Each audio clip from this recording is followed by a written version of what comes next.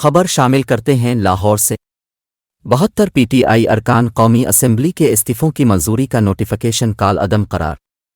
Lahore high court نے پاکستان تحریک انصاف کے 72 ارکان قومی اسمبلی کے استعفوں کی منظوری کا نوٹیفیکیشن کالعدم قرار دے دیا۔ پی ٹی آئی کے 72 اراکین قومی اسمبلی کے استعفوں کی منظوری کے خلاف ریاض فتیانہ سمیت دیگر کی درخواستوں کی سماعت لاہور ہائی کورٹ کے جسٹس شاہد کریم نے کی، جس میں عدالت نے اس حوالے سے اسپیکر قومی اسمبلی اور الیکشن کمیشن کی جانب سے استعفے منظوری کے نوٹیفیکیشن کالعدم قرار دے دیے۔ عدالت نے فیصلے میں تحریک انصاف کے اراکین کو استعفے واپس لینے کے لیے اسپیکر کے سامنے پیش ہونے کی ہدایت کر دی۔